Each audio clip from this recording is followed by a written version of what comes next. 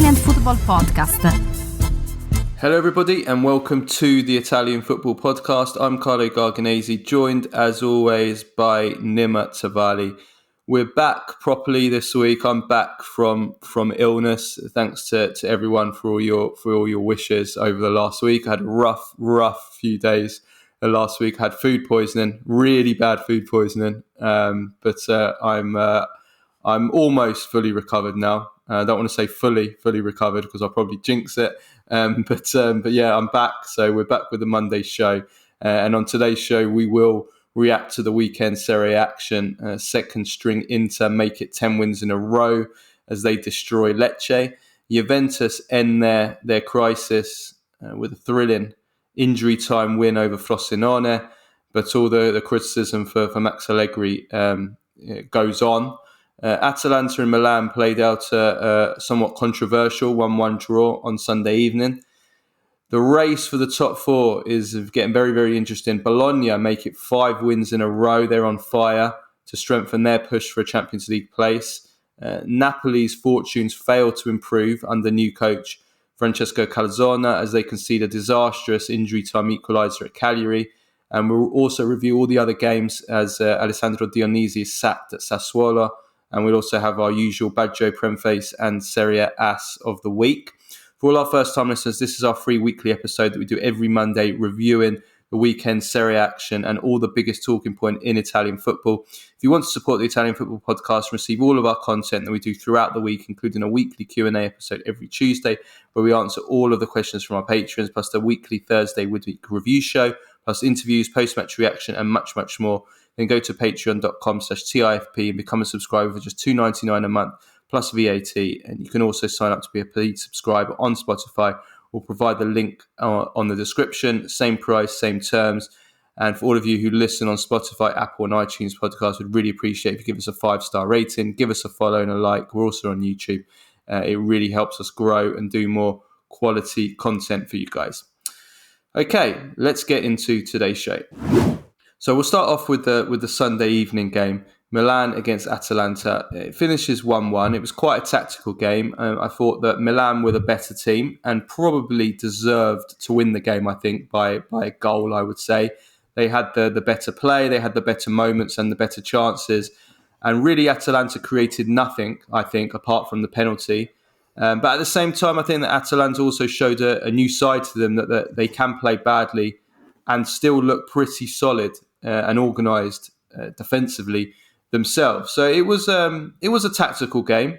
There isn't too much to talk about. I think there's 2 big incidents that I want to talk about in this game. First of all, we have to take our hat off to Rafael Leao, Nima, because we've spoken a lot about him recently, and you did an excellent little segment on him, not last week, but the week before, about how he's trying to become a more complete player and how his goal tally this season, which hasn't been good enough, and his shot tally in particular.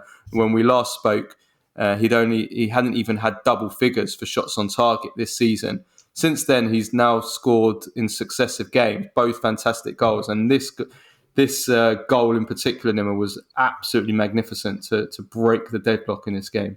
It was stunning, world-class goal by a world-class talent, and that's what he is. He is a world-class talent. He's still a diamond in the rough. But at times you see he shows what he can do when he gives a glimpse of what that polished diamond finished product will look like. And it is a truly, truly unbelievable finished product. He has a natural swagger and star quality about him on the pitch, where the way that it looks it's like as if he's decided, well, today I'm gonna be outstanding, and today I'm gonna score a worldie, and so I do.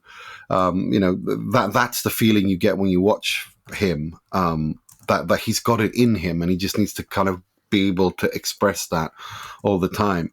The going past those 2 players, I mean, nutmegging one and then placing it into the top corner past the goalkeeper, Carnesecchi, was a ridiculous goal. It was a ridiculous goal. But I thought he was good throughout this game. I think the segment I did was basically that. I mean, I recommend people go listen to it. We're going to share it as an independent clip. on this week as well is basically that this was a deliberate decision by Pioli and him to work on his overall game to make him a better footballer, and that's why he's been far away from goal, more involved in the build-up play, and more involved in getting other Milan players via secondary passes and movements into dangerous goal-scoring positions, and there's clear statistical data of that to back that up. But that the end goal was to make him a better footballer, and then once again move him closer to goal so that he's much more complete, and then he'll be able to score more and be more lethal. I think in the last week or so we've seen glimpses of that. I thought they were going to wait until next season to really unleash him, but I think they've kind of started doing that already because probably Pioli feels he's ready to take that step, and it's been a really interesting journey to follow this season with him.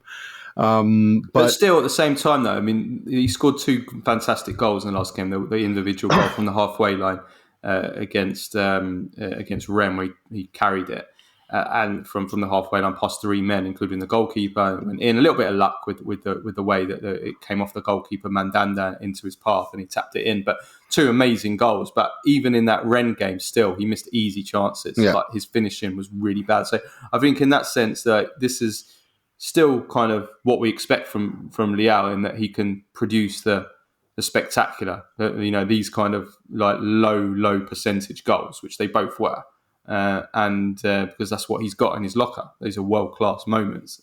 But talent is Ballon d'Or. We've always said that. There's no discussion about that.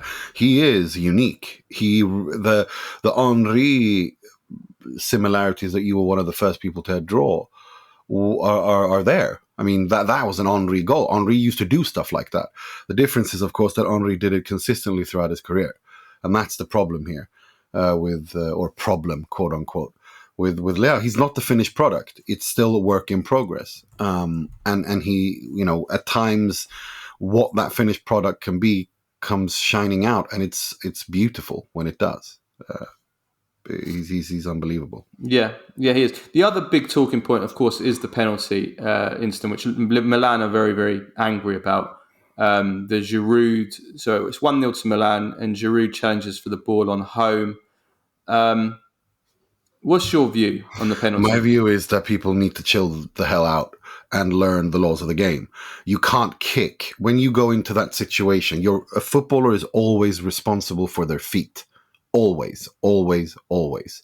When the ball is hit, Holm is first into the situation. Giroud risks it by going in with his foot really high up and hits Holm in the chest. That's a foul.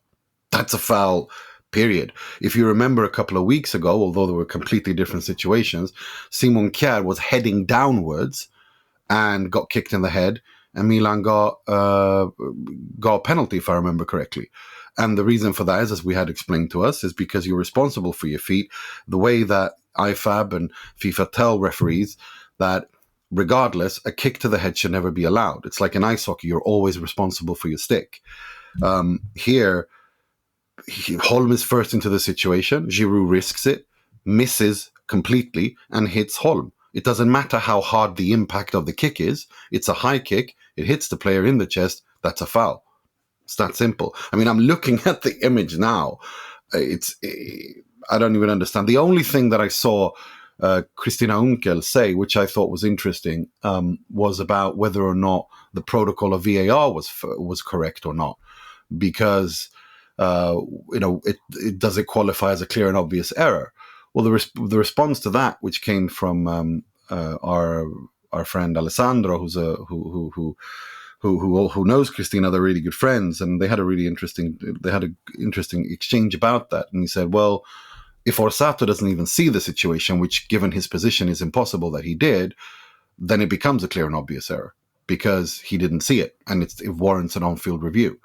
But look, I mean, understand. Milan obviously didn't think it was a penalty. Pioli was very angry about it. The TV stations all didn't think it was a penalty. Luca Morelli, I saw, he said it was borderline, but by law is probably the correct decision. By law. My issue again with this is it's just nonsense that this in modern football can be given as a penalty. I mean, the contact is so there's hardly any contact at all. There's just But very, it's very, dangerous contact. very little. I don't think it's dangerous. You can't kick that high. This is, again, you cannot kick It's maybe that high. it's maybe clumsy and naive, but I mean the contact, there's barely any contact at all, and it just comes back to the just same bollocks law that we have today. Everything benefits attackers. I mean, Yeah, that's true. That's true. They've decided that. Penalties for barely any contact at all. I mean, you can't even touch players. I mean, we always talk about on this podcast all the time that a penalty shouldn't be a penalty just because there's contact. There should be but it allowed depends to be on the contact. situation. I think it depends on the situation. I think the fact that home chest and the fact that home touches his face is kind of irrelevant, but also proves the point that there's barely any contact, because if there's actually really any contact, he goes down and holds where he's kicked. He doesn't hold his face. So I mean, it's just, I just think it just adds. It depends on the situation. I mean, contact feet to feet is a different thing than contact feet to chest or head, because that's how IFAB want referees to look at it. They want to curtail those kinds of challenges, and so they're very, very harsher on those situations. And again, Emil Holm is if Giroud is first into that situation and he doesn't kick his head, like very hypothetically, he takes the ball and Holm runs into his foot, then that's a different situation entirely. But here it's not like there's no contact with the ball whatsoever. It's just the player, and it's pretty high up because it hits him in the shoulder and the chest, and that's a high kick. Yeah. So I think my view on this. I think it's nonsense. I think that everything in football is just benefiting attackers, and when that is 100% true. I mean, that is true. I mean, you said last week or the week before, when we had the argument about the offsides. I mean, you can't tackle anymore. I mean. It's a joke. I mean, let's just ban defending now. I mean, we don't need to ban defending. That much of a joke now. If you can't even, defending has been lost. The art of defending has been lost in these many, many rule changes, and when trying to make football more appeasable, make it more appeasing and pleasing to the round. There was an incident in the Real Madrid game also that was to do with the offside, where a ball came into the box. Modric scored, right? Ball come into the box. Sevilla defender headed it away, right? And it went to Modric, and Modric scored a fantastic goal. The only reason the Sevilla defender went for the header was because there was a Real Madrid player who was in an offside position, right? That forced the Sevilla player to go and make that header because of the Real Madrid player was in the offside position. Now, if he hadn't have made that header, the ball wouldn't have gone to Modric, and Modric wouldn't have scored the goal, and that ended up being the winner in a crucial goal in the title race last night. Now, this is just another example of everything benefiting the attacker. What I was saying about the offside law a couple of weeks ago, it's just a joke. There's no doubt that the law changes and the updated interpretations of the laws of the game are towards that end, to benefit more goals being scored. There's no doubt about that. And it has been for decades. I actually interviewed a referee, Keith Hackett, who was a referee for English referee in the 80s and 90s, one of the top ones in the world.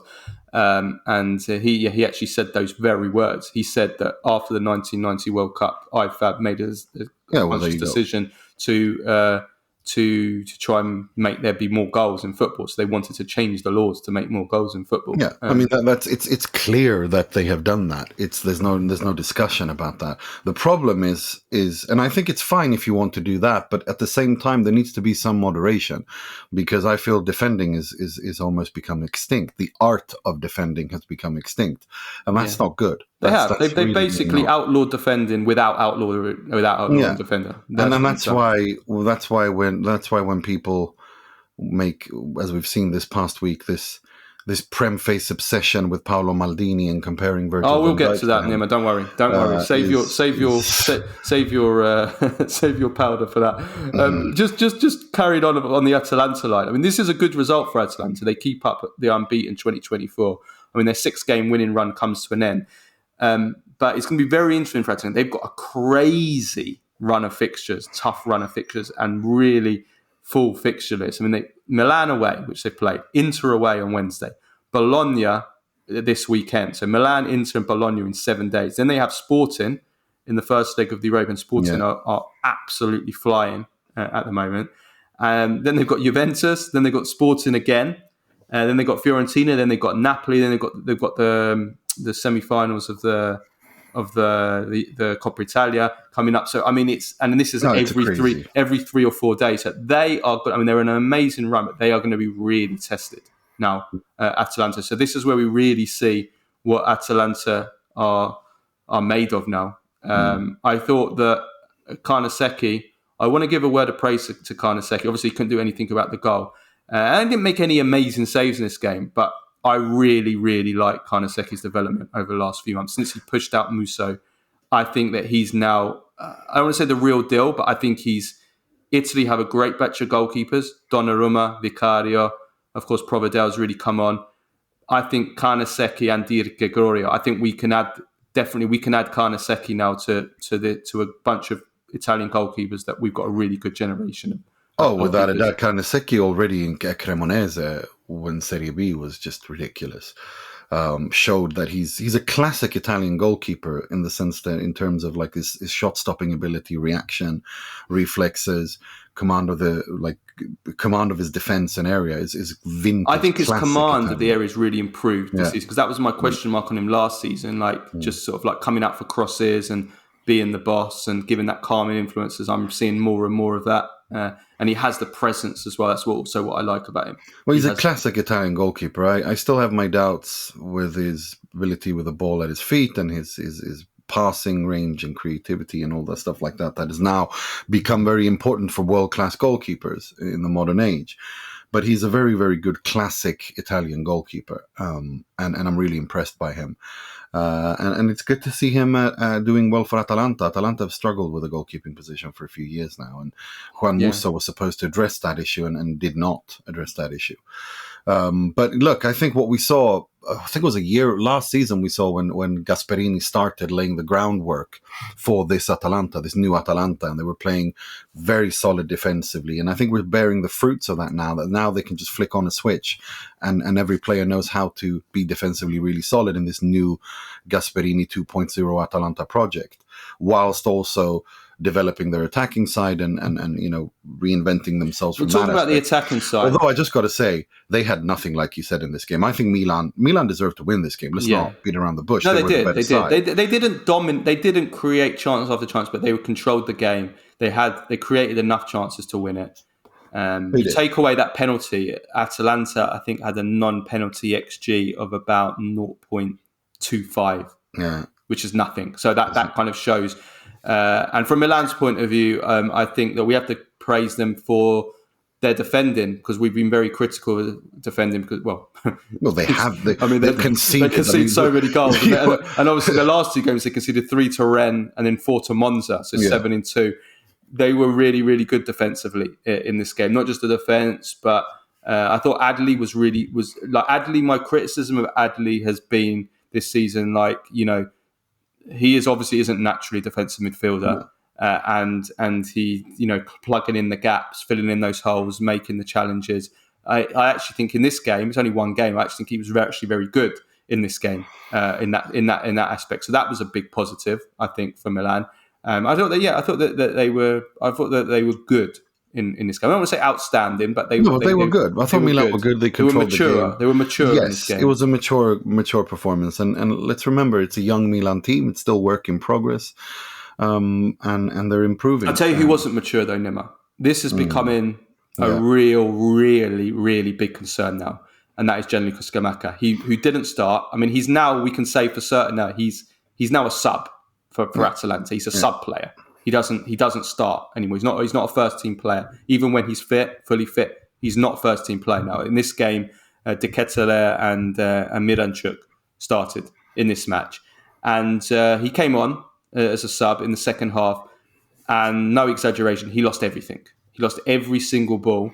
And if you want anything to sum up where Scamacca is now in his career, have a look around about the 89th, 90th minute. The ball gets played out. Rare attack from Atalanta where they actually have like a 2-on-2, and he gets the ball on the right. He's 1-on-1 with the Milan defender on the last Milan defender on this, just to the right. I can't remember which Milan defender it was, but the way that he was just brushed, he just lost the ball, brushed off the ball, showed no pace, didn't even run after it. He looked like a 55-year-old. in that No, he instance. he looks confused. He looks out of form. He looks confused. He doesn't know what he's supposed to do. He looks unfit, which is also a concern. I think it was a mistake when he went to Atalanta, and I think so far I've been vindicated in that opinion. I think it was the wrong decision. It was the wrong move for him. And I think he should, the jury's still out. You don't want to say too much, but for me, he shouldn't have gone there. He really shouldn't have gone there. And because I don't think that the way that Gasperini plays. But if Gasperini can't make Scamacca, we know what Scamacca's issues is. I've been saying them for a long time. He doesn't move. His movement's not good enough for modern football, and he doesn't run. Well, then don't buy him in that system. Like it's a dumb. Well, transfer I think that then. if you can't do that, you're not going to make it in modern football. I'm sorry, you're not. You don't make Olivier it. Giroud is doing a pretty good job in Milan, and he's not exactly running around like moving too much. But Giroud is intelligent, and Scamacca doesn't have game intelligence either, and I think that is an issue. That is a big issue as well. He doesn't have game intelligence. He doesn't know where to move. Yes, he doesn't have that intensity when the running, which neither Giroud has at his age. Yeah. But he has game intelligence. He knows where to move, what positions to get the ball, where to get into, so he can lay it off and then get into the box, make his runs. He knows how to make runs into the box. He knows where to be. Scamacca's game intelligence is he has no game intelligence. I think he does have game intelligence. I just don't think. I think he's made so many bad career choices now that is, I'd say, his off-field intelligence is the biggest issue. Going to West Ham and being I think when he gets the ball at his feet, he has intelligence. Yeah, well, that's what I mean. Like with the ball, but he doesn't have any position. He has no positional intelligence. That's what I mean. No positional intelligence. But I think he has it. I just think he's confused because after being abused by David Moyes in East London for a year, which is a stupid career decision. Well, that was insane. And then returning to Italy with Gasperini, another stupid career decision. Is what's hurting him, and it's a moment in his career where he needs to be in a system where he can express his strengths and develop them, because he's not the finished product. Again, he's not the finished developed player, but he does have some really, really interesting tools in his toolbox to that are unique for him. And I think he should leave Atalanta. I really hope he leaves Atalanta. I don't know who takes him though. Who the hell will take him? I think that if Milan are looking for a number 9, really, if Milan are going to get money for De Ketelaere, you can work something out there with a plus Valenza deal that makes everyone happy and pisses off UEFA. Do you take him as your?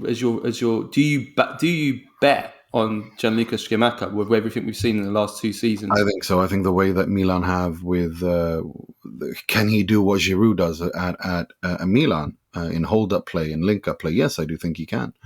Is he as good aerial as Giroud? Of course he's not. I just think it's a big gamble for Milan to bank on to try and bank on Giroud as the replacement successor to Giroud after everything we've seen in the last 2 years. I think it's a huge. It is a gamble. There's no doubt about that. I don't think Milan gamble like that. I don't. Yeah. I mean, look, the Euros are coming up. I mean, Spalletti has to name his squad soon, like in the next week or so, 2 weeks for the March friendlies. I mean, do you call up Scamacca? Right now, you don't. Right now you don't. And I love Scamacca, but right now you don't. It's as simple as that. You don't. But if you want to play a 3-5-2 and also have the option of playing a 4-3-3, there is no other striker that is more suitable to both of those formations than Scamacca, tactically, with bad form or not. And I think it's you're forced to deal. It's a short tournament. If Antonio Conte can make Graziano Pelle work, I'm sure Spalletti can make Gianluca Scamacca work. But right now on form, he doesn't get anywhere near the Italy squad. No, there's no doubt. I'll tell you, one striker that Italy would love to have is Joshua Zirkzee, who helps Bologna win a 5th game in a row, 2-0 against Verona. So Bologna are now 4th, and it's now looking more and more likely they're going to be in the Champions League next season, isn't it? They are. I think they are. To bounce back after that dip in form with 5 wins in a row. And one thing that they haven't done this season is score a lot. They've conceded very little. They're one of the best teams in the Serie A for goals conceded. They're actually the best. Bologna are the best home team in the Serie A for results, for wins and draws and points. But now it's like he's kind of unleashing their attacking ability, and the central person of the attack is Joshua Zirkzee, whose first touch belongs. It should be framed and hung in the Louvre next to the Mona Lisa. I mean, the way that he moves his body, shifts his weight, the ball dies on his foot no matter how hard it's kicked at him. His passing, his link up, his vision, his ability to cover the ball. It reminds me of a young Zlatan Ibrahimovic. The kind of the way that he holds up the ball, links up, the way that the technical ability he has, his first touch, these dribbles, he's got ballerina feet. He's not as big. I mean, physically, of course, he's more stocky and not as big as Zlatan, who's a tall, lanky guy. But they do the way they move on the pitch, and the way that they're used, and the way that they express their talents in the final third, in the build-up phase. He really reminds me of a young Ibra. It's truly unbelievable what he does, and he makes the players around him better too. Yeah, absolutely. He absolutely does. The way that he brings everyone else in, and he ties everything together. Yeah, he does. He makes his teammates better. He does. And that's what I think. And they are scoring goals now. That was my concern.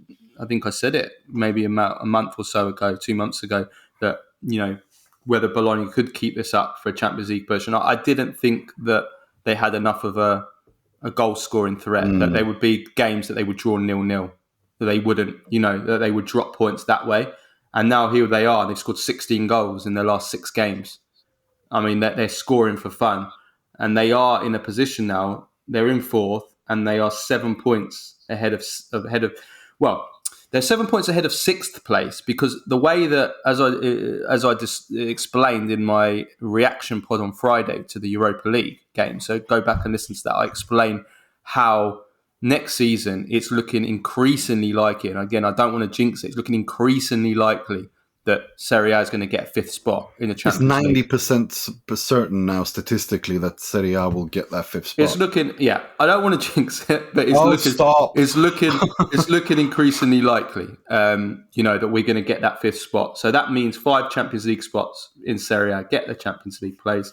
And they are 7 points ahead of Roma in 6th. Roma do have a game in hand, but it's actually, we're recording this on Monday, it's actually a very tough game against Torino.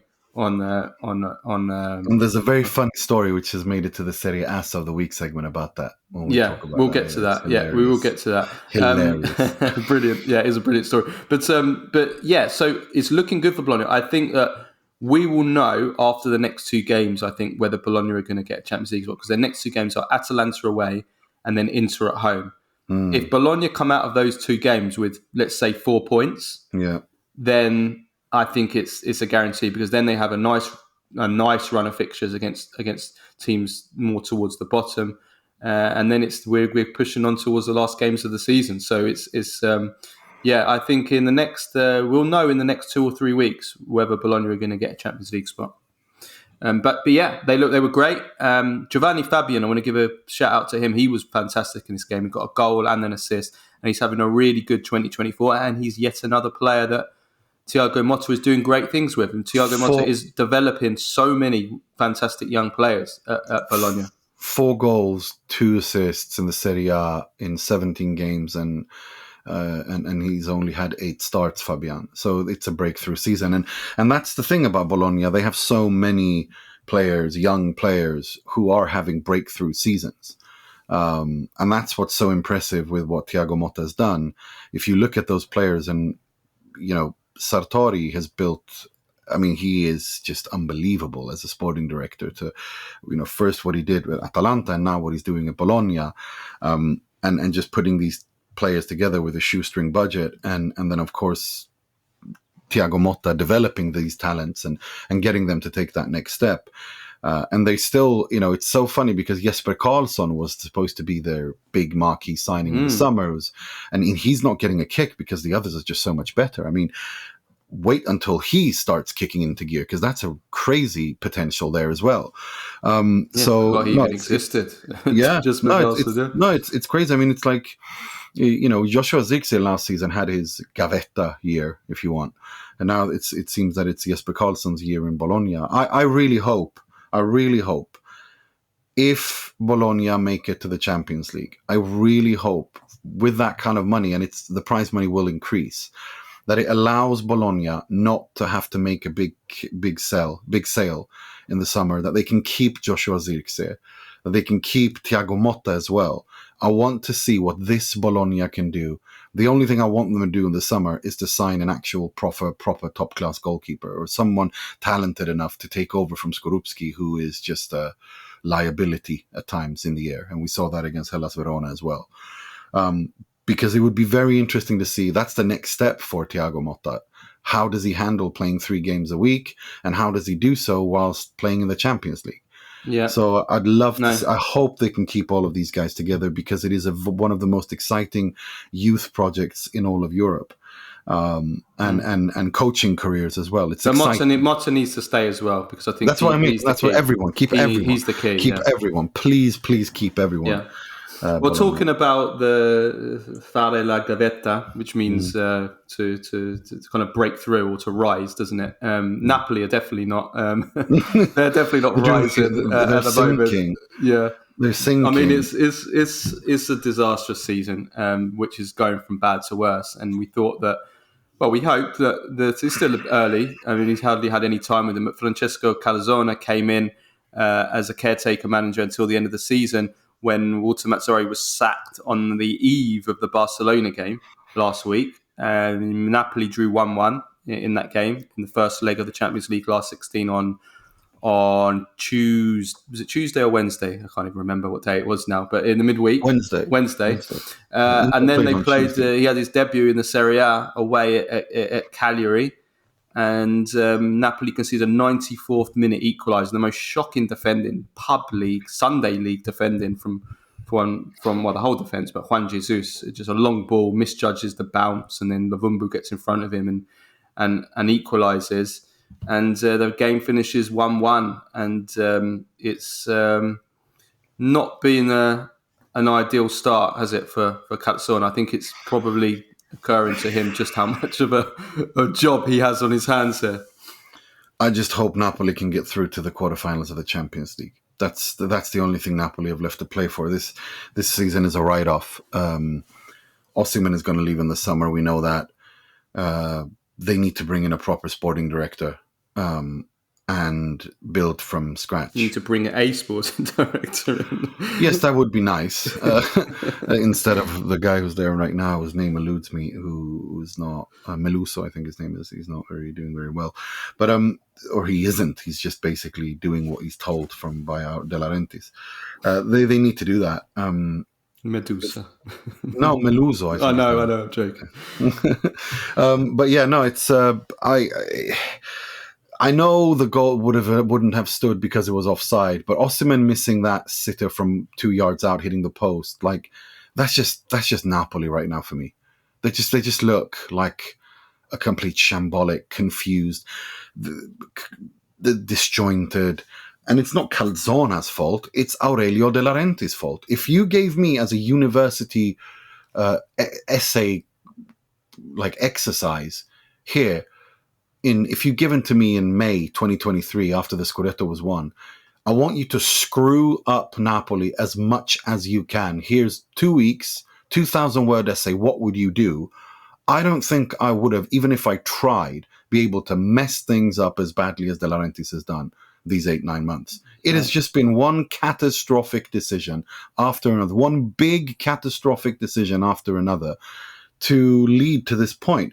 Now, we know that Naples is a special place in the sense that if you win in Naples, you're as close to what a human being can be, a deity and a god on this earth, as it is humanly possible. That Scudetto party is still going on. That's just the nature of Naples. It's the city that never does anything in moderation in a country that doesn't do anything in moderation, both good and bad. So that was always going to happen. There was always going to be a drop off because that's just the nature of Napoli and Naples. But this is something else, and I think it's now historically the worst title defense in Serie A history in the entirety of Serie A. And they had everything there to not be able to actually avoid this and finish comfortably in the top four. It's the biggest drop-off in points between one season and the next ever. It's mad. It's absolutely mad. And I wonder now, it's just looking like the season's over. I mean, that's how it feels. They're in ninth position, and they are 11 points off fourth place. And if we assume there's going to be 5 Champions League places, there's still 9 points off Atalanta, having played the same number of games in fifth, and there's 13 games left. I mean, it's just not going to happen. It's not going to happen.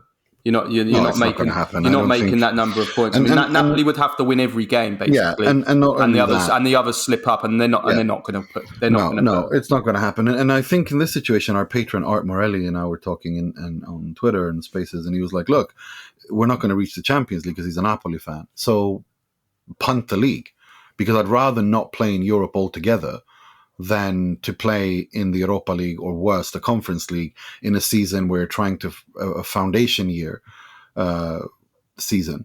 And I agree with that. I think not playing in the Conference League was not a punishment on Juve. It was a gift. It was a fantastic gift they got. So I think Napoli should probably look to avoid Europe altogether and then start making some really, really difficult decisions and choices, but do what they did when they built this incredible dynasty under De Laurentiis, and that is put something in place, a structure in place to be able to build long-term and sustainable model going forward, which is they were outstanding in doing. I think they need to get back to basics. Napoli as a club need to get back to basics. And I hope that those basics do not include Vincenzo Italiano. It would be this obsession De Laurentiis seems to have with Vincenzo Italiano is unhealthy for him, but more importantly, it's unhealthy for Napoli. I mean, if there's anything we can take from this game is that Napoli dominated possession. I think they had over 70%, 3 times the number of passes that Cagliari had. So it's clearly Calzone's trying to do a move back towards Spalletti-Sarri football, who Calzone worked with in terms of kind of control of the play and the philosophy. They didn't create that much though, other than those Osimhen the goal and also there was a couple of 90th minute chances on the break, Politano and Simeone, in which they should have killed the game, and obviously those also proved costly. But I mean, if you look at the game over a whole, I thought it was a better Napoli, but you also got to look at the level of the opposition. And Cagliari are, no offence, they're an abysmal team. Who offer virtually no threat at all. There's almost never any threat that Cagliari are going to create anything unless you do something like you do at the end, where you can't even defend a high ball from a punt up the pitch.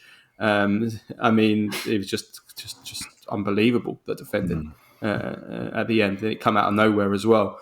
So it's frustrating if you're a Napoli fan.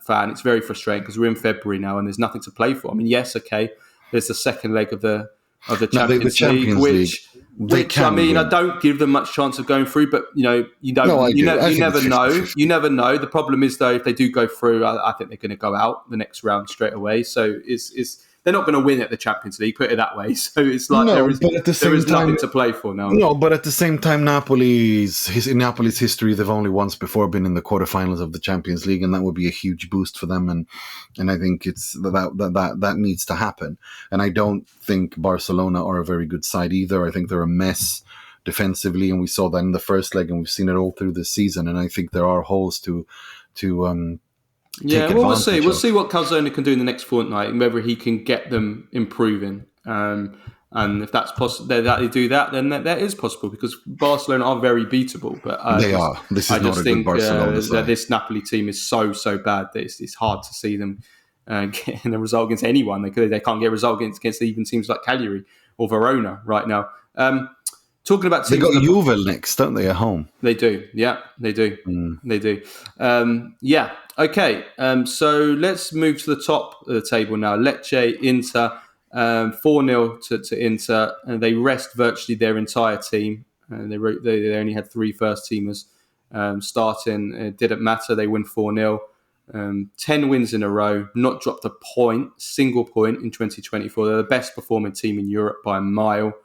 12 goals in the last 3 Serie A games, 7 clean sheets in their last 8. I mean, both ends of the field, they are insane. They've scored the most in Serie A by a mile. They've conceded the least by a mile, 7 less than the second best defence in Serie A. Lautaro now has 100 Serie A goals, 2 goals. I mean, Inter can do no wrong, Nima, right now. Equaling Juventus's record of the best start by an Italian team to the calendar year, 10 wins in a row across 3 competitions, 7 clean sheets in last 8. It's just his Simone Inzaghi has built a macchina da guerra, and it's just now. I think we can say that now. It's the end of February. A war machine. Yeah, war machine. I mean, we can say that now. It's the end of February. Inter's annual winter depression was cancelled this year. It was depressed. The winter depression was depressed.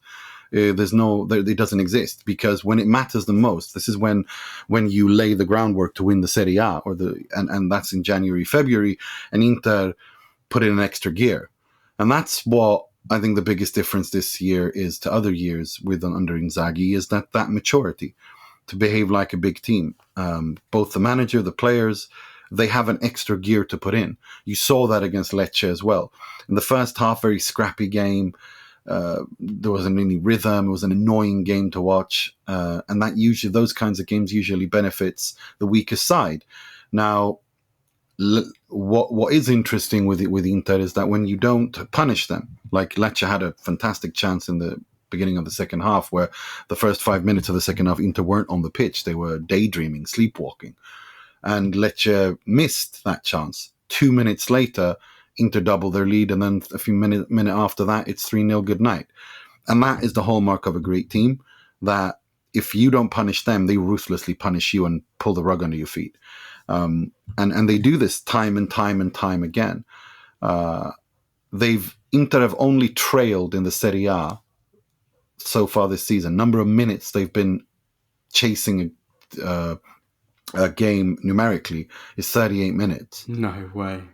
I mean, what is that in that's combined, like the whole season, like the minutes in the whole game? Total number of minutes that Inter have been chasing a game, in the Serie A, that is. Just in the Serie A, 38 minutes they've been down by a goal in the Serie A this season. We're on match day 25.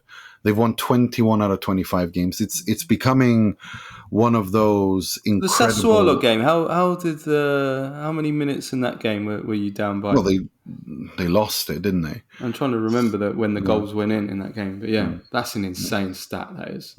Mental. Sky Sport put it out yesterday. It's just...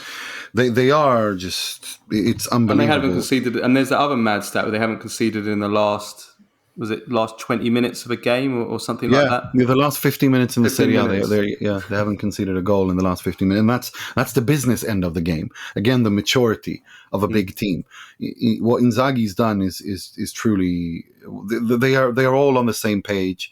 This is truly a masterclass by him. And he's being now the EPL tacticos on Twitter have discovered him and are we'll get to them later, don't you worry. I don't know whether that's a good thing though. Probably a bad thing. It's a bad thing because it annoys me, because he's only I want Inter to give him a proper contract extension. Enough of this nonsense of 1 year.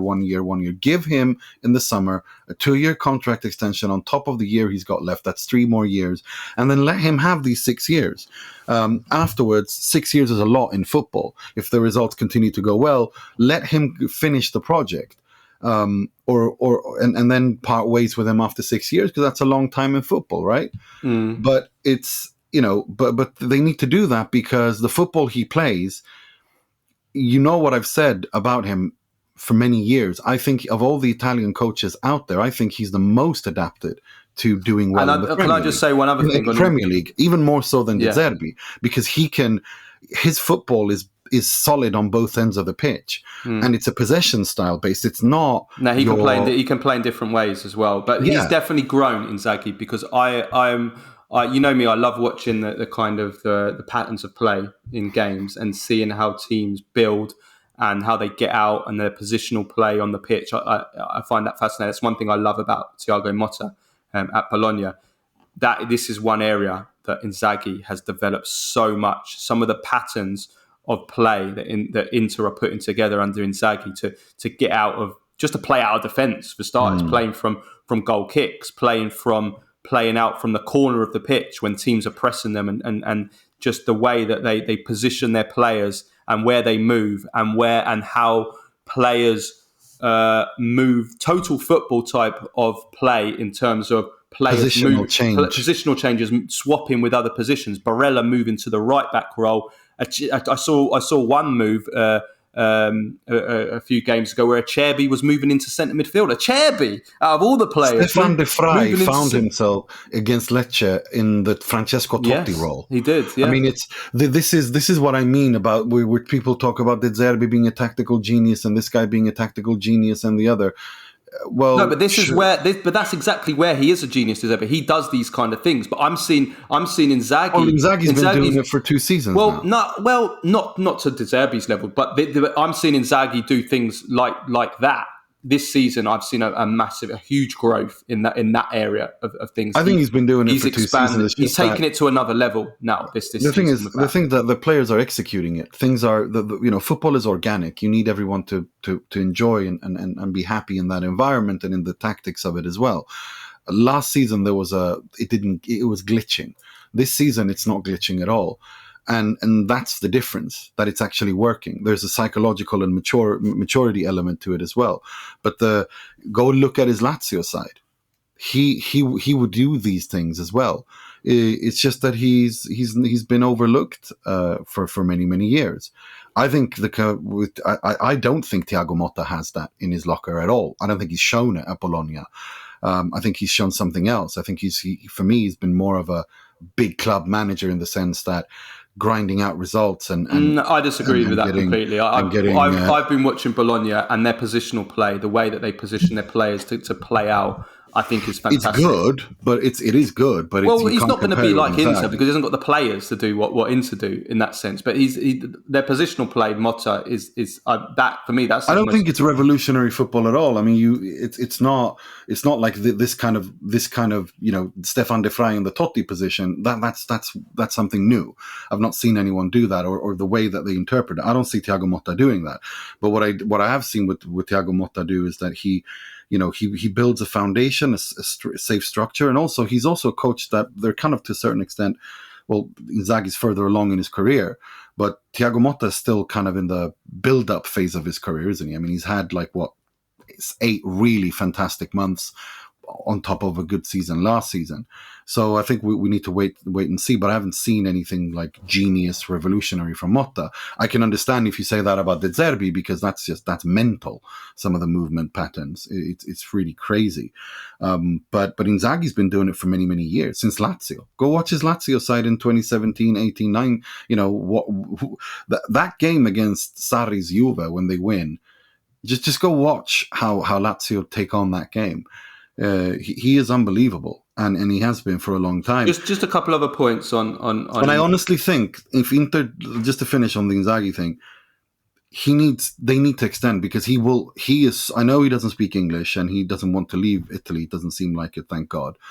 But I honestly think his football, of all the Italian managers out there, I think he's the most adapted to the Premier League in this era than any of them. And if I just, as an Interista, I do not. That's what scares me. Give him a proper contract extension. Make sure he's happy so that he stays. My nightmare is Liverpool fumble on De Zerbi and Xabi Alonso and go after this guy. Like, that would scare the crap out of me. Yeah, no, they should definitely tie him down because he's very special. 2 other just quick points on Inter. First of all, Frattesi, goal and assist, showed kind of how good he is with his late runs on both, actually, on both those incidents. And also Lautaro, 2 goals. I want to see this level. I mean, the first goal was a lethal finish. I want to see this level of finishing in the Champions League now because he missed 2 sitters against Atletico Madrid, which we hope won't end up being. I mean, I thought his all-round performance against Atletico Madrid was brilliant, but his finishing. In fact, there was 3 chances really, but 2 of them at least were sitters. And this is where we talk about Lautaro being, one of the best in the world. This is the only thing that is still missing. It's the final step. It's the final step. Is having that lethal nature in the Champions League, and it's still lacking in the Champions League. You cannot miss those chances that he missed against Atletico. Yeah. The killer instinct. They can come back to bite you. They really can. They really can. And he has got it. I think it's a mental issue. I think it's a mental. I think it's a mental issue that it's like, this is a Champions League game. Exactly. I've got to put it where. And we saw with the panic first finish, which was an awful finish, where he kind of like scuffed it. It wasn't even going in before the block came in. That's what he does. That's what he used to do in the Serie A, but that's all gone now. He needs to go in with the same mentality into the Champions League that he does in the Serie A. The relaxed, relax his body, relax his mental state, and go into those chances. And look, Salernitana, Atletico Madrid, same thing. Like, that's the attitude he needs to have. Absolutely, yeah. And it's but that's the final step, because that's the only thing he's missing. Once he starts doing that in the Champions League and he continues to play like that, well, he's going to be he's going to be a Ballon d'Or contender. Ballon d'Or contender, there's no doubt about that. He's had the best scoring season now of his career, I believe, and we're still in February. So, I mean, just the Champions League left now for Lautaro. Right, let's move on to Juventus now. I've got a lot to say today. Yes, I'm sure you do.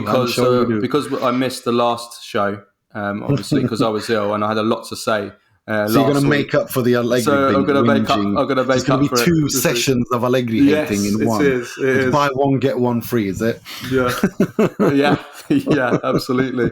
Going to get your value for this, like Allegri gets his value for his 9 million a year salary. Right. So, well, anyway, look. Let's start off with the positives. This was a must-win game for Juventus, and they win 3-2, 95th minute from Lugani, to a barely deserved win, really. But it was crucial.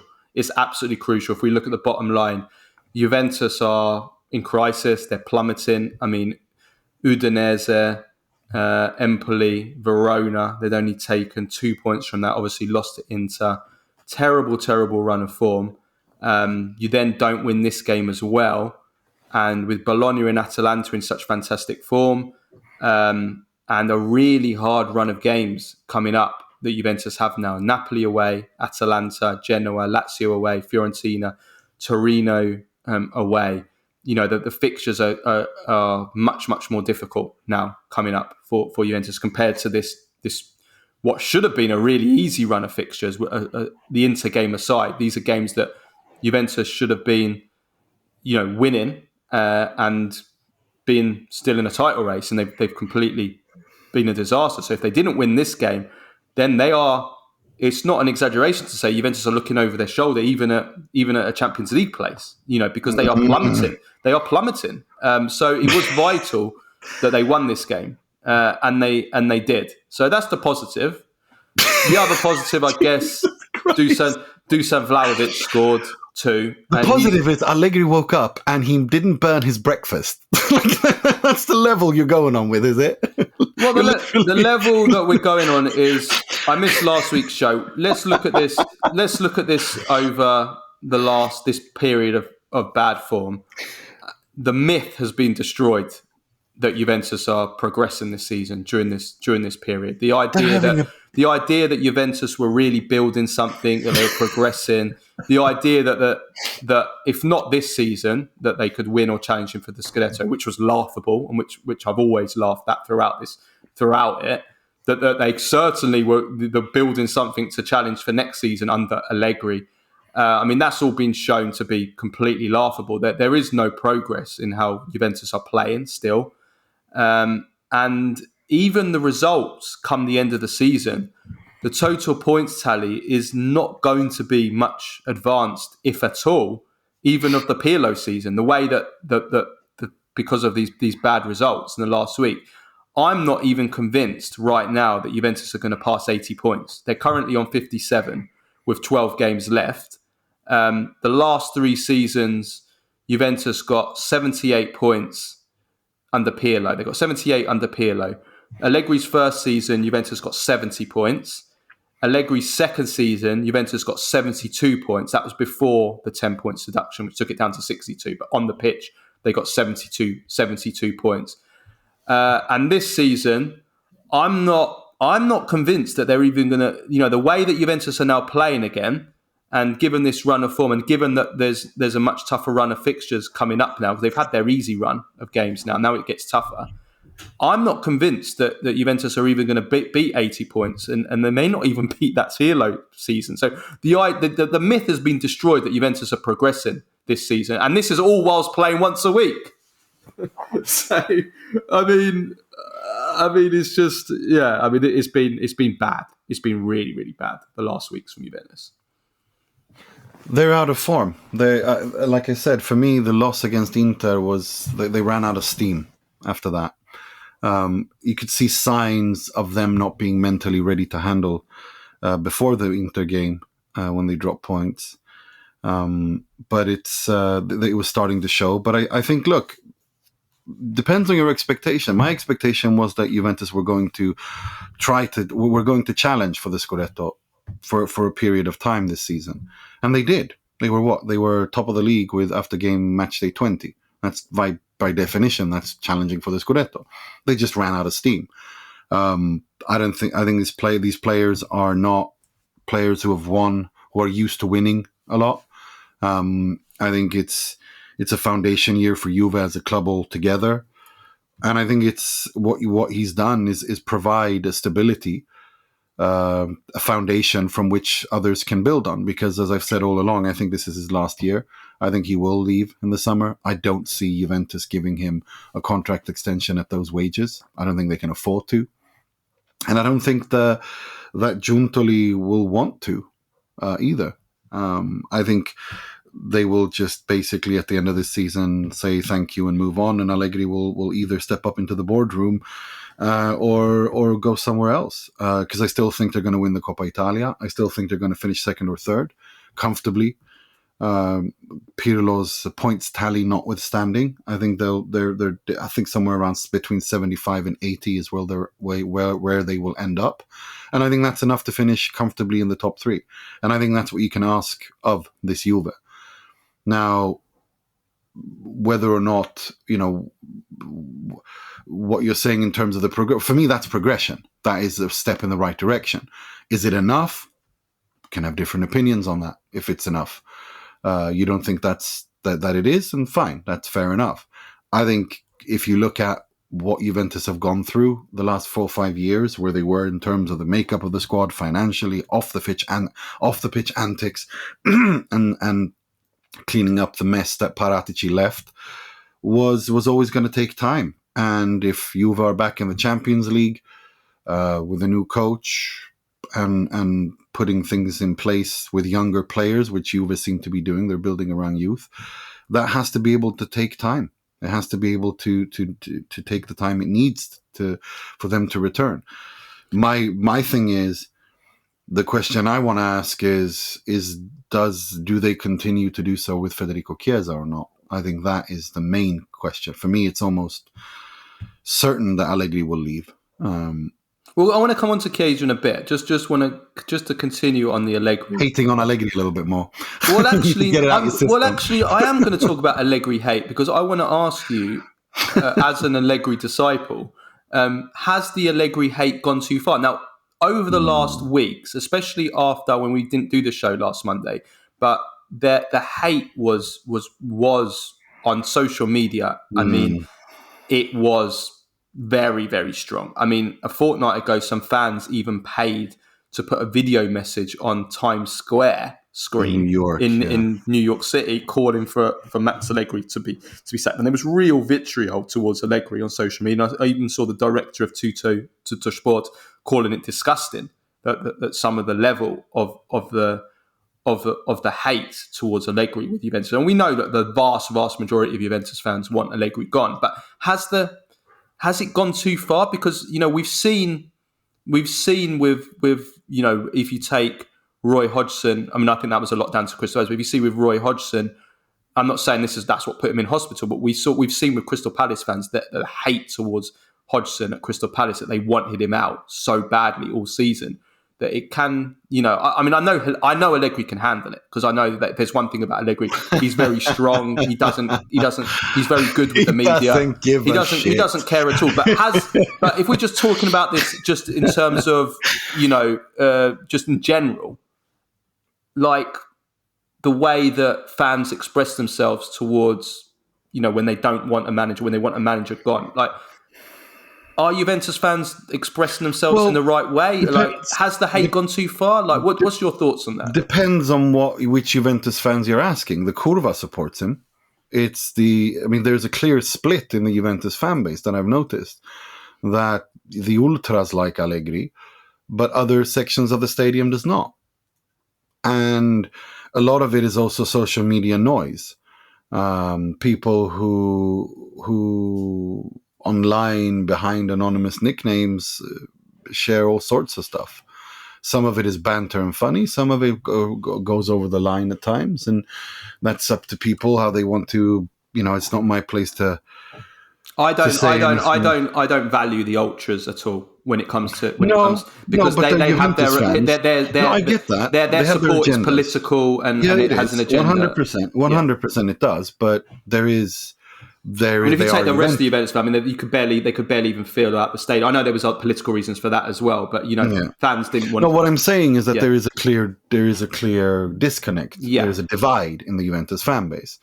Those who like him and those who hate him. And I think he would love that as well. I think the very idea that he divides people is something that he absolutely loves. Because he's a troll. Yeah. He's also the kind of guy who likes when the focus is on him and not the team. I mean, he knows how he prefers doing that. There are different ways of doing that. Mourinho does it to a certain extent as well. He protects his players that way. But it's, has it gone too far or not? I mean, look, I wasn't that shocked by the video message on Times Square in New York. I laughed when I saw that. I thought it was a bit ridiculous. And it was up for like a second as well. Yeah. I mean, it's like... Yeah. I thought it was a little bit hysterical. It's hardly... I thought it was hysterical and very, very... It was a bit very exaggerated and childish, but that's okay. It doesn't need to be mature and like it's okay. Whatever. They just said Allegri out, and I thought it was funny, and it was a bit of a...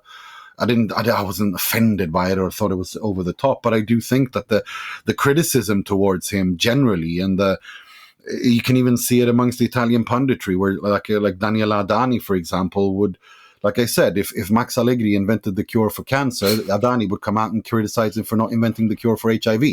Like that's the level, and I find that really reductive and pointless. To have that kind of like agendas, it's pointless, it's ridiculous, it's childish and meaningless for me when people have that kind of approach. You don't need to like certain football. I, for example, despise Pep Guardiola's football. That's personal taste, right? I hate it, but I would be an idiot, and if I could not acknowledge what he has meant to world football, how he has developed football, and there is a football before and after Guardiola tactically, right? Taste is one thing, and then objective facts are another. Allegri is one of the greatest Italian coaches of all time. His CV merits it. He's shown that he does it. He's incredibly underrated. He is a legend of Italian football. And whether you like his style of football or not, or whether or not, when we do here, we discuss the actual facts and ask different aspects of it. That's one thing, and you can be as critical as you like if you can back it up. But I think this notion I think Juventus fans need to cope with reality, and the reality is that they do not have a squad that is good enough to fight for the Serie A. They just don't. They pay for a squad that's good enough in terms of wages, to win the Serie A, but the quality on the pitch is just not there. When your regista is Weston McKennie, don't come whinging to me about winning the Scudetto. Well, he's not the regista, but yeah. No, but you know what I mean. Like, come on, like, can we please have some? Yeah, listen, I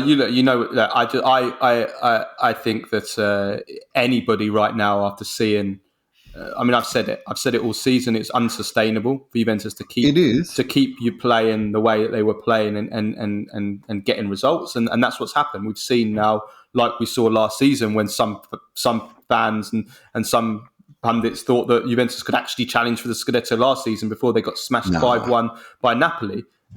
People people try and rewrite history, but that's what a lot of people were saying, that the Juventus could challenge. There was a Scudetto game. I remember people saying it before. I remember people saying it. But that was bullshit. It wasn't. It was. This is what happens. People say, "Oh, Allegri, they're going to fight for the Scudetto now." This is a Scudetto. My disappointment with last season was that they weren't even involved. I was expecting what we've seen this year already last year, but then of course there were mitigating factors for that we know now. Listen. If anybody that still thinks Allegri is the right man for Juventus and has thought that throughout these 3 years, are stuck in 2016, 2017, you can praise Allegri for being a legend of the club, for being one of the greatest managers in Juventus history, for being a fantastic world-class manager during his first spell at Juventus, which is all the things which I've always said all along. And you can also hold the same opinion that he's been an unmitigated disaster in his third spell. And that he is the wrong man for Juventus. And if you believe that I don't think there's many of them, but those that believe that he's the right man for Juventus are stuck in the past. Think anybody that uses Allegri's one of the greatest of all time as evidence that he's the right man for Juventus are literally stuck in the past. I don't think that's true. I don't think you can. I think it's evident that Juventus are moving away from Allegri. I think it's obvious to me that. Well, we'll see. I mean, it's not at the moment for people that I've spoken to. It's unclear right now from all sides what does Allegri want? Does he want to stay? Does he want or not? Does he not want to stay? Does he want a new contract? Does he not? From Juventus' side, do they want to stick with Allegri for another year at least, or do they want to give him a new contract? It's unclear. Let's say it's unclear. I don't want to. I'll tell you what unclear. I want. Everybody knows what I want. Well, I'm just saying from a what I know and what is out there from the people I'm speaking to. It's unclear. It's unclear at the moment. I think that's a mistake. I think that we're now at the end of February. We're coming into March. Top four should be secure, or Champions League place should be secure, especially now that we're talking probably 5 Champions League places. That Juventus are in a strong enough position now that they should be planning for next season and they should be planning their next coach. And I think that this run of games right now has shown what Juventus' level is under Allegri, and that we're not really seeing any progress on the pitch in terms of the play under Allegri. And that it should make the decision for them that, look, thanks, Max. Thanks for everything. You're a legend.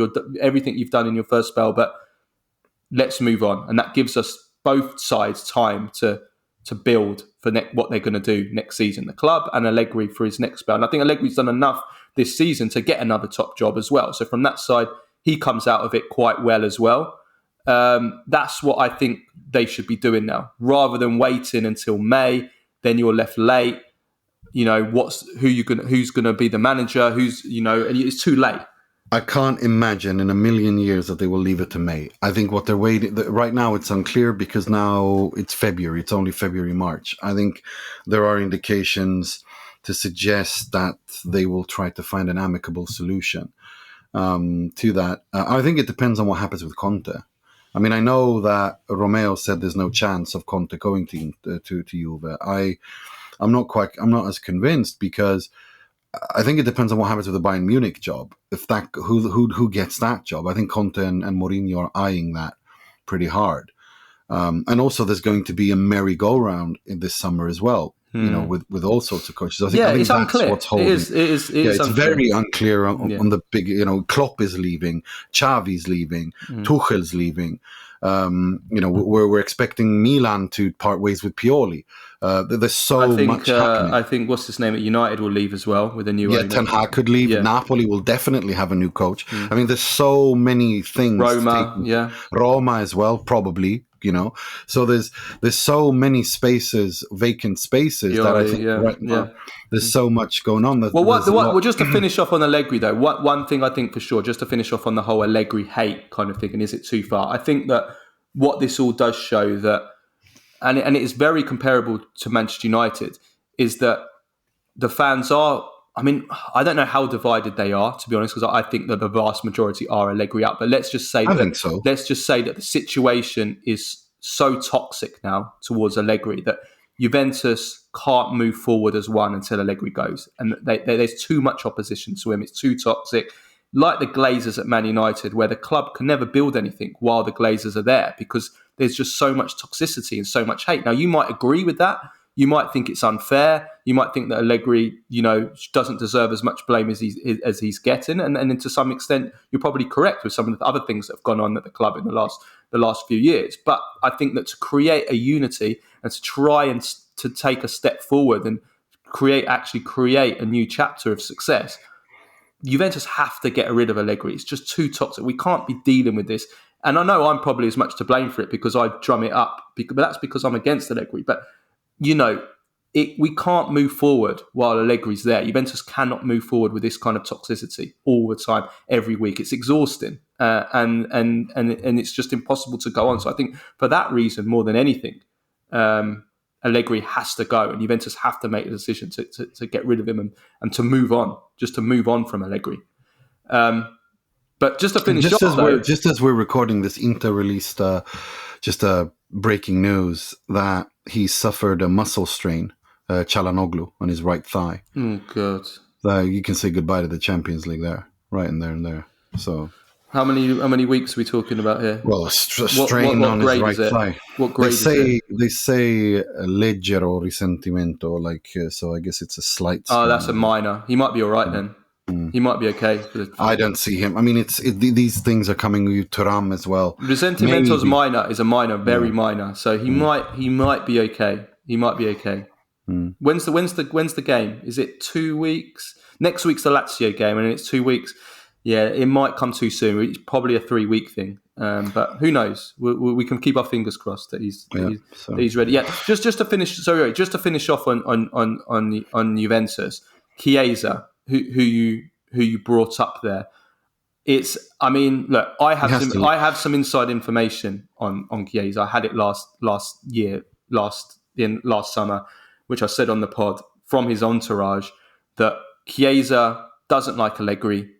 I'm not talking personally as a person. No, the football. I'm talking about he doesn't like him professionally. He believes he's bad for him. He doesn't, he doesn't like his style of football and where he plays him. He doesn't want to play as a centre forward.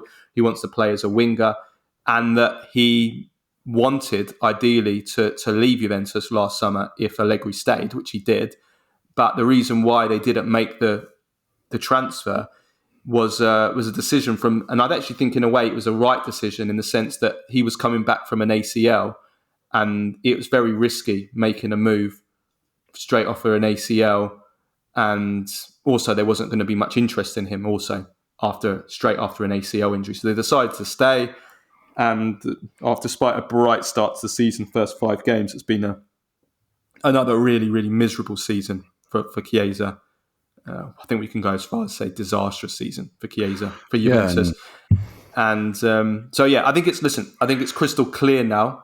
Well, I know it is. At the end of it, in this summer, it's if Allegri stays, 100%, there's no Chiesa next season. That is 100%. But even if Allegri leaves, I don't think is a guarantee that Chiesa stays either because of the fact that his contract runs out, and will Juventus give him, like what we discussed a few weeks ago, will they give him a new contract, Juventus? Is he worth the new contract? Because he's getting too many injuries. So there's lots of doubts over Chiesa's future, but what is for sure, and we saw how he was really angry yesterday, and especially when he got taken off by Allegri. If Allegri stays, Chiesa's gone in the summer. Yeah, no, I think it's probably like that. I think it was the week before we spoke about Chiesa. My thing is, Federico Chiesa needs to understand that he's not the player he once was pre-ACL. It's as simple as that. I don't think Chiesa will ever be that player ever again, and that's why I think him being a winger is insanity.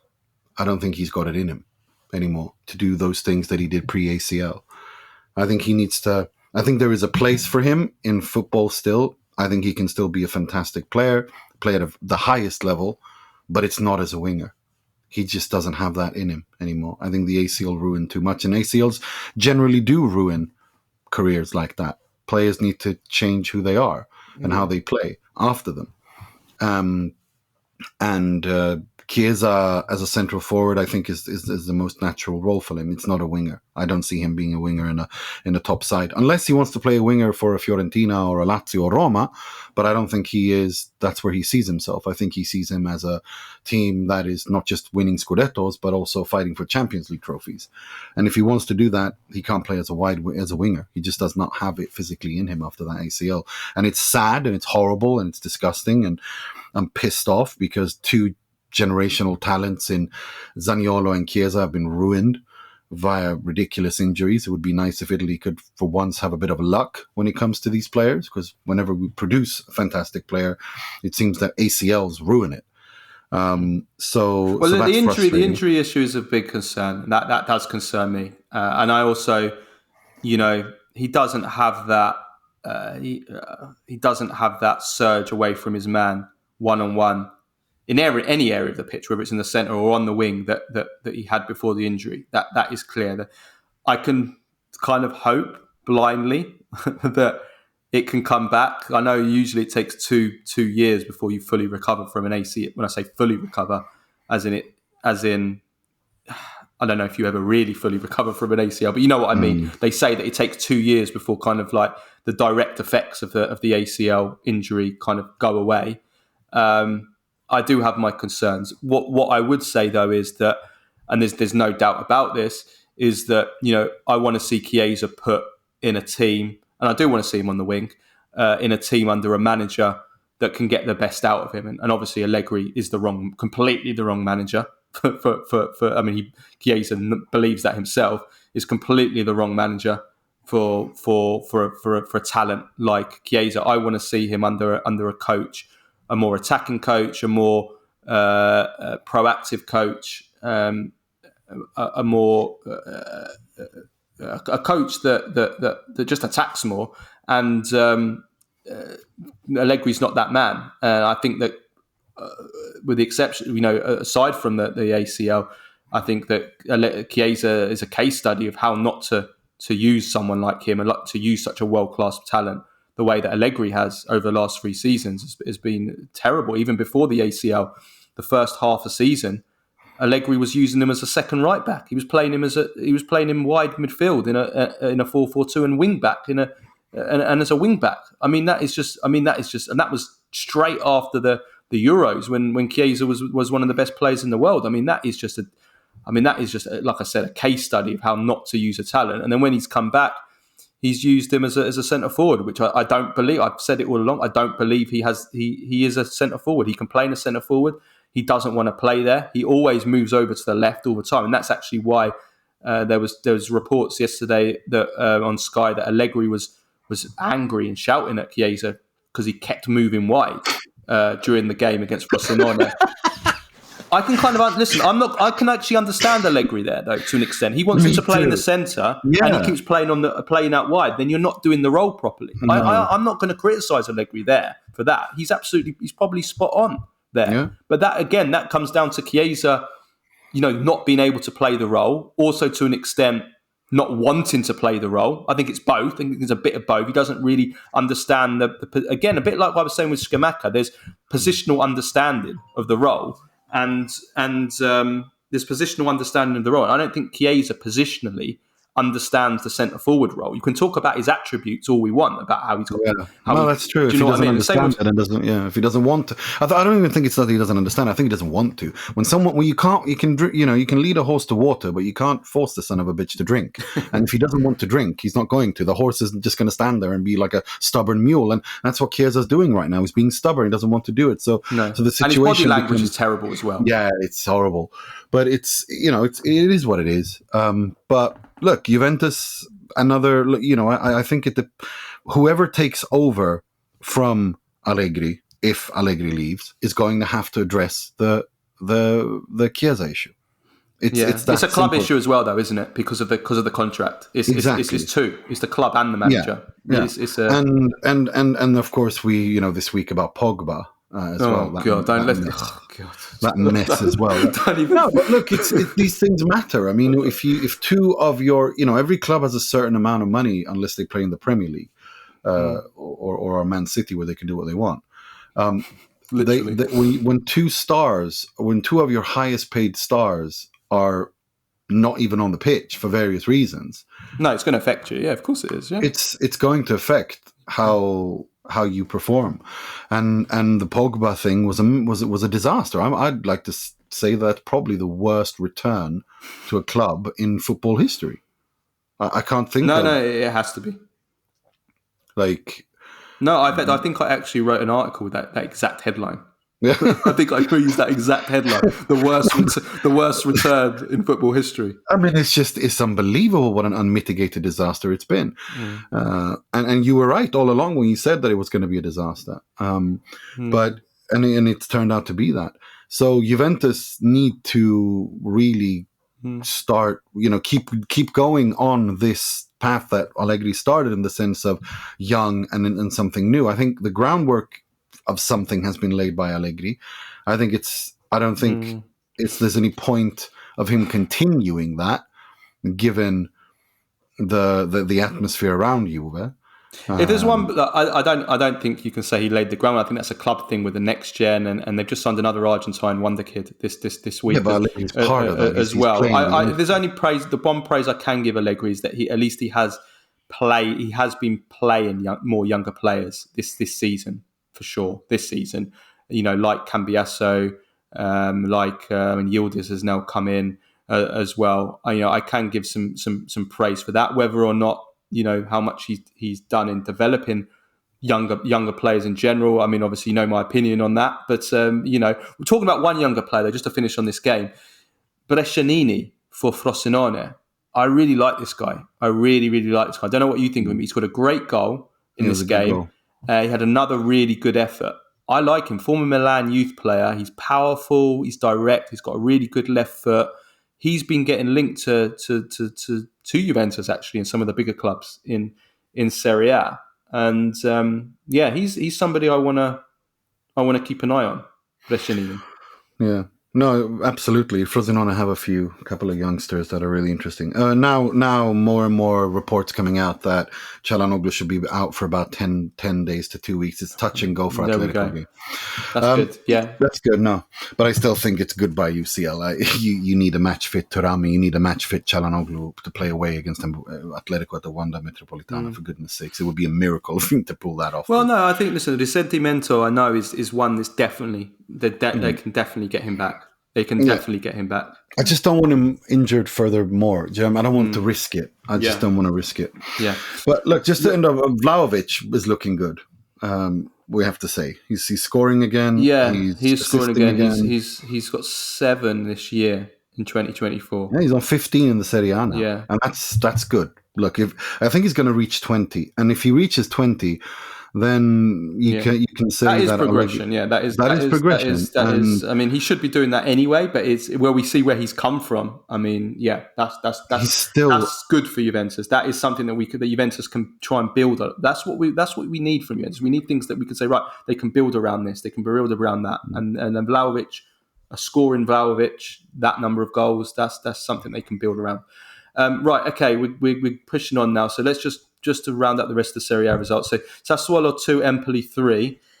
Two things from this. First of all, Davide Nicola is pushing on another miracle. 3 wins, 2 draws, and 6. They've now got a gap. They've got a 5-point gap over the relegation zone. It's miraculous. But it isn't miraculous for Dionisi, who is now sacked, and it's about time, isn't it? Finally, like they I don't understand what they've been waiting for. It's been obvious for a long time now with Dionisi that it's not working at Sassuolo. I don't understand. Yeah, they better hope they haven't left it too late. I mean, there's still time, I guess. But it's as I will show in a minute, it's very tight at the bottom. Salernitana 0, Monza 2, Maldini and Pessina, and in Genoa 2, Udinese 0. Lovely bicycle kick from Retegui. And that means the bottom of their table is very, very tight. I mean, Salernitana are gone. They've got 13 points, bottom. But then we've got Cagliari, Verona, Sassuolo, all on 20 points. So 3 teams on 20 points. Then we have Frosinone and Udinese on 23. Lecce on 24. And then even Empoli on 25. So everyone from 13th to 19th is in is in a relegation is in the scrap. relegation race, yeah. It's crazy. 4, 5, 6, And it's 7 two teams. spots. 7 teams for 2 spots, yeah. Yeah, it's mental. It's going to be very tight. Okay. So Wednesday we have 2 games. No, we have 2 games on Monday. We're recording this before Roma, Torino, and Fiorentina, Lazio. And then on Wednesday we have Sassuolo, Napoli, and Inter, Atalanta. Let's finish off with Baggio, Premface, and Serie Ass of the week. Right. Baggio of the week. Well, someone from Inter. I mean, they beat Atletico and then they win 4-0. Yeah, and probably not one player. Inzaghi. I think let's go with Inzaghi. I think. No, I mean, Joshua Zirkse's general form, that what he did against Hellas, the link-up play and these touches are just ridiculous. Inzaghi's football, where central defenders are playing number 10 roles, midfielders are dropping into central defense, attackers are. I mean, it's a dance. It's a controlled, beautiful dance of positional changes. And Davide Nicola, let's put him. Let's throw him down as well for and creating another miracle. Yeah, and Hellas Verona being thereabouts as well is just crazy. Yeah. And of course, Rettegi's bicycle kick is a good shout. Right, yeah. Premface of the week. We've got some shockers this week, haven't we? What is this obsession? There's a new kid on the block for Premfacery. Everybody check out this account. The account is called EBL at EBL 2017. Apparently works for a football club. Yeah, apparently. I don't know he's got 158,000 followers. I would imagine about 90% of them are bought for certain. But he claims to be a first team analysis in the EFL, and he has a Patreon page. He also has written down that he's got a degree in his Twitter bio. What degree does he got? Which probably says a lot. But he has come up with some ridiculous Premfacery in the last week. So first class masters in performance analysis, 2-1 BA in Master of Science in Performance Analysis, first class honor, 2-1 BA upper second class honors, bachelor in psychology. Yeah. You can read a lot into his psychology, that's for sure. So let me read out. He's got 2. So first of all, this came last week after Porto beat Arsenal. The Sean Dyche one. Yeah. So he said that Sergio Conceição has taken inspiration from Dyche's Everton to beat Arsenal. Yes, of course. Yes, of course. Same approach from Porto tonight as Dyche, except with more technical quality and longer ball striking in the build-up, attract, and play over. Conceição has taken inspiration from Van Dijk. We'll get to him in a minute. So Sean Dyche at Everton. So this is EBL Twitter account. So there you go. Sergio Conceição learned everything he knew from Sean Dyche. Yeah. And I think speaking of, if Virgil van Dijk is this kind of mental, like there is a mental block that these Premfaces have with turning Virgil van Dijk and into Paolo Maldini. I don't know what it is. No, not into Paolo Maldini. No, they want to turn him into some sort of an advanced version of he's better than Paolo Maldini. Yeah. So this EBL Twitter account, he's not the only one. He proclaimed that Virgil van Dijk was the greatest defender of all time after he scored a header to win the Carling Cup final in one of the worst finals. The Carabao Cup final. What's it called now? I don't know. Yeah, it's the Carabao Cup, and it's truly one of the worst finals at any level I've seen in my life. That game was atrocious, and in that game, Virgil van Dijk made a defensive howler that I don't know. It was embarrassing. But this guy believes he is the quote greatest ever defender to ever live. He's not the only one. He's not the only one. This has been rife on among Premfaces in the last 24 hours. That so many people. There was someone else with a lot of followers called Van Dijk the greatest Dutchman of all time. And to which great. Roberto Rojas replied, he's not even the best Dutch player with the name Van in his name, which I thought was a fantastic touch by Roberto. Look, this notion of he also said, this EBL guy replied to someone, said, could Maldini lead the last line aerially? Not, fantastic English. Could Maldini lead the last line aerially like Van Dijk, or even come close to it? No, he could not. Ramos, however, could, but he was too easily bypassed in ground duels. I just want to refer to one of our listeners, Christian Aquino, who about in 2019 sent out a tweet when this mental psychosis that they have about hang up they have on Paolo Maldini and turning Virgil van Dijk into Maldini and better than Maldini. It's been going on for a couple good 5 years now.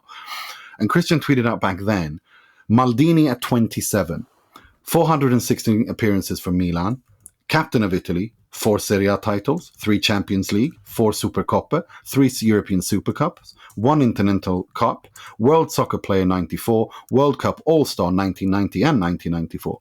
Maldini achieved all of this while Virgil van Dijk was playing for Southampton at 27. Hope this helps.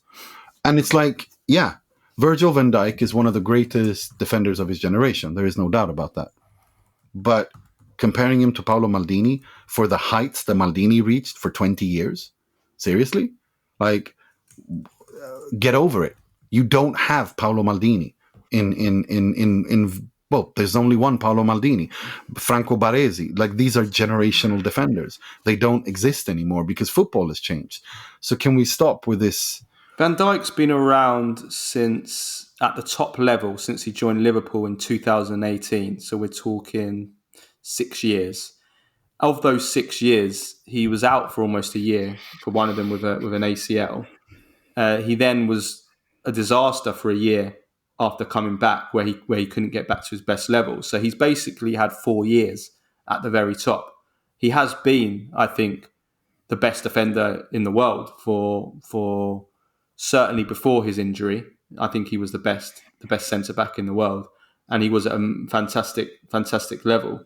But I mean, the idea that he's even close to being one of the greatest of all time is so laughable that I don't even want to debate it. It's just a joke. If you believe that Van Dijk is the greatest defender of all time, you're either a biased Liverpool fan or you are a 19-year-old, 20-year-old kid who started watching football about 2 or 3 years ago. Or you just simply don't understand football. One of those. Simple as that. That's the only thing I can say, really. When going into like stuff like this, I blame all of this tactical nonsense, these Twitter tacticals with a ridiculously stupid lingo that they've invented that doesn't mean anything. It's just word salad. I blame the patient zero of this. They're the Frankenstein monster, and Dr. Frankenstein is Arsene Wenger, who came up. Listen to the nonsense in this quote from his book, My Life and Lessons in Red and White. Passing the ball is communicating with another person. It's being in the service of another person. It's crucial. For the pass to be a good one, the player has to put himself in the position of the person who's going to receive it.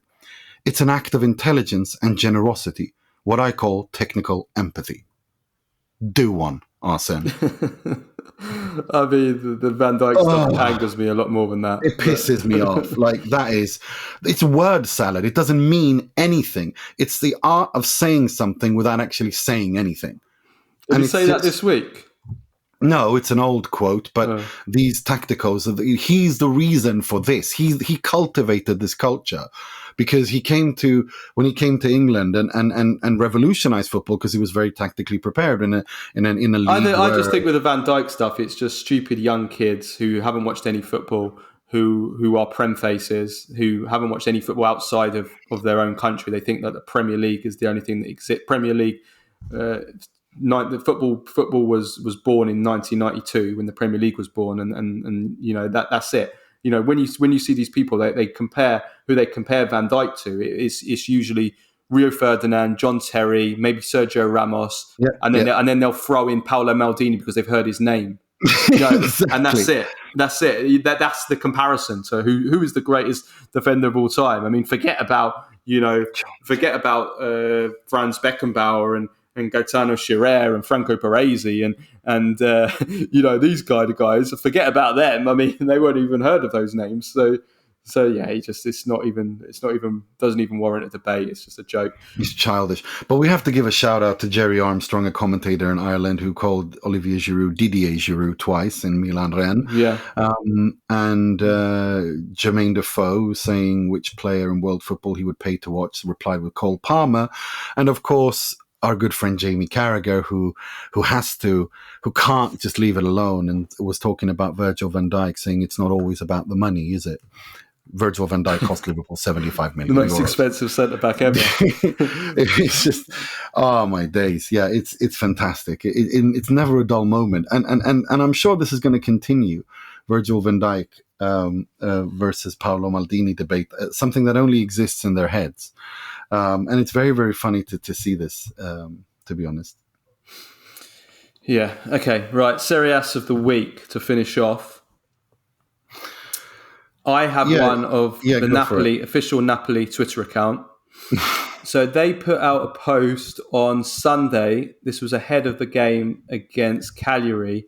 And it has 3 Napoli players who are wearing suit jackets and jean shirts. It's Simeone, Ostigard, and I think it's Lindstrom in the middle. And they put as the post, as the caption, Peaky Blinders. Now, I've watched Peaky Blinders, fantastic show. It's a great show. I'm sure most people listening have watched Peaky Blinders. I don't understand why they've written Peaky Blinders as the caption. It's 3 guys wearing a suit and jeans shirt. Suit jacket and jeans shirt, and they put Peaky Blinders. Anybody listening, can somebody explain why this is Peaky Blinders? Why? I don't know. Why? What does this happen? One does not question Aurelio De Laurentiis and his media communication. I mean, one just simply goes with the flow. They're not wearing if they were wearing a Peaky Blinder, the hats that the Peaky Blinders used to wear, maybe I could understand it, but I don't understand it. My Serie A of the week is Ivan Juric's one of Ivan Juric's backroom staff, Michele Orecchio, who was arrested and thrown out by the police spying on Roma in their training session. He was removed by the police, and it's not the first time that he's done it too. It's last April.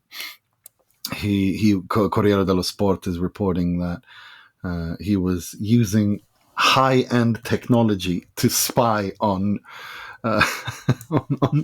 Mourinho's Roma when they had a closed practice, and Nuno Santos was pissed off and threw him out. I think it's so hilarious. This is not the first time that spying on the training grounds happened. Do you remember Marcelo Bielsa? I love Marcelo Bielsa. That was hilarious. He got drones to My favorite part of Marcelo Bielsa is the reaction to that.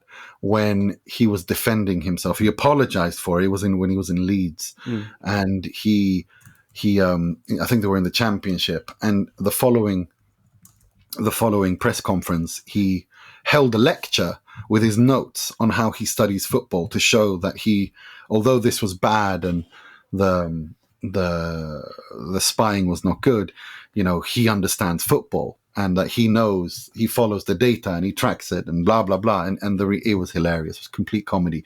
Gave a lecture on players and how on various stats that he'd collected himself. And handed it out to the journalists sitting there during the press conference. It's brilliant. Absolutely brilliant. It was. Okay, right. Let's leave it at that. Long show for you today. And we will be back on Tuesday for the Q&A. And then later this week, either on Wednesday or Thursday, we have a special interview that we will be airing, which I think you're all like, with the co-owners of Campobasso FC, Matt Rosetta and Mark Consuelos. Mark Consuelos, this is his first time on the pod, who's a famous actor in the United States, been in All My Children, Riverdale, Queen of the South, and also is co-host along with his wife Kelly Reaper of one of the biggest talk shows in America, live with Kelly and Mark. And the Matt and Mark are the co-owners of Campobasso FC, who've been described as the Wrexham of Serie A. They bought them in the 5th division of Italian football, and they're trying to work their way through the divisions. They got promoted last season. They're now on course to get promoted again this season as well. It's a fantastic kind of Cinderella-like story. Great story. So both of them come onto the pod, and we talk about that. I think everybody will really like it. We talk also about Mark and his love for Italian football, and I think you'll all really enjoy it. So check that out. That will be out probably Wednesday or Thursday this week. Okay, right. Have a great week, everyone. We'll see you next time on Tuesday. Ciao.